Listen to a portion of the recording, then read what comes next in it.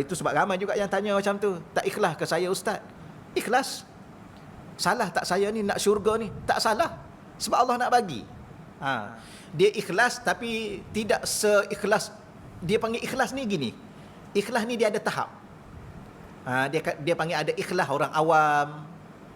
Ada ikhlas orang yang khusus. Ada lagi ikhlas orang yang khusus, yang lebih istimewa. Orang awam macam kita ni kan, kenapa solat nak masuk syurga? Ikhlas tak? Ikhlas lah. Kan ada berbelah bahagi di situ. Iyalah, tapi dah Allah nak bagi.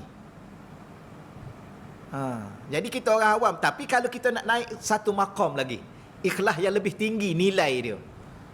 Kenapa solat? Ya, kerana saya ni adalah hamba.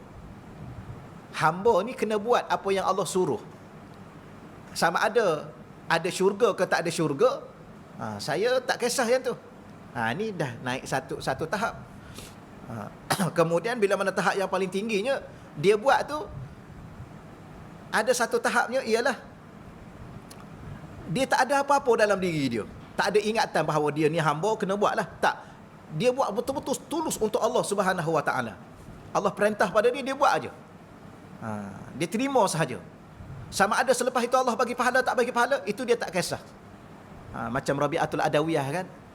Rabi'atul Adawiyah ni pernah disebut dalam satu dalam satu kata-kata dia lah. Dia kata, wahai Allah, kalaulah aku ni buat ibadah kerana aku takut pada neraka, kau masukkan aku ke neraka. Kalau aku buat ibadah kerana aku nak masuk syurga, kau jangan bagi masuk aku ke dalam syurga. Tapi kalau aku ibadah kepadamu, hanya untukmu, wahai Allah, maka engkau janganlah jauhkan diriku denganmu. Macamlah dia minta, ya apa-apa yang itu. Saya tak ingat sangat kata-kata dia, tapi antaranya ialah dia nak gambarkan bahawa diri dia ni betul-betul tulus hanya untuk Allah. Tapi kalau orang cakap kat kita macam akak kata tadi kan, macam mana kalau takut azab, takut masuk neraka? Yalah, betul lah juga. Kerana memang Allah dah khabarkan siapa-siapa yang tak buat ni dia akan masuk neraka.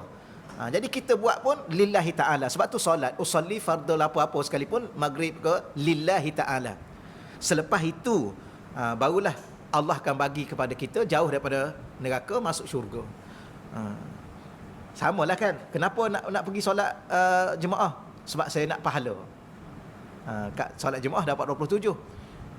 Ni ikhlas tak ni? Nak dapat pahala ni? Ikhlas lah. Kenapa? Sebab memang Allah nak bagi. Dan orang yang tak nak pahala tu orang sombong. Sebab Allah nak bagi, dia tak nak.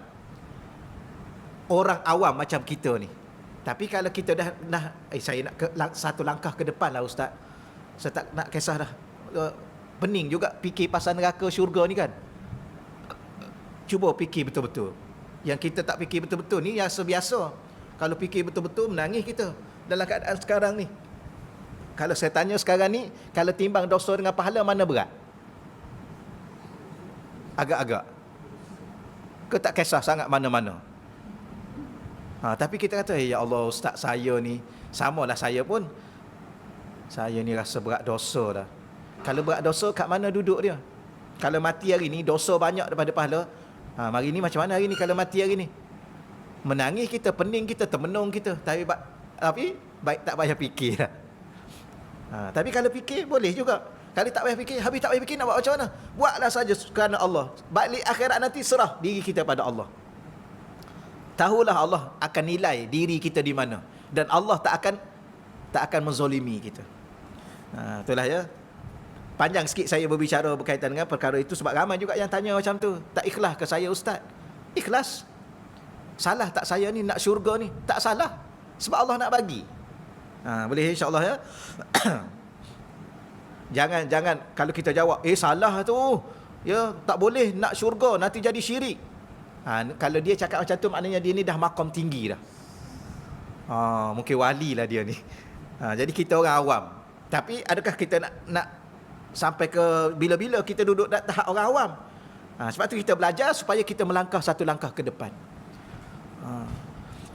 Supaya apa? Supaya kita tak terganggu fikiran kita dengan benda-benda lain.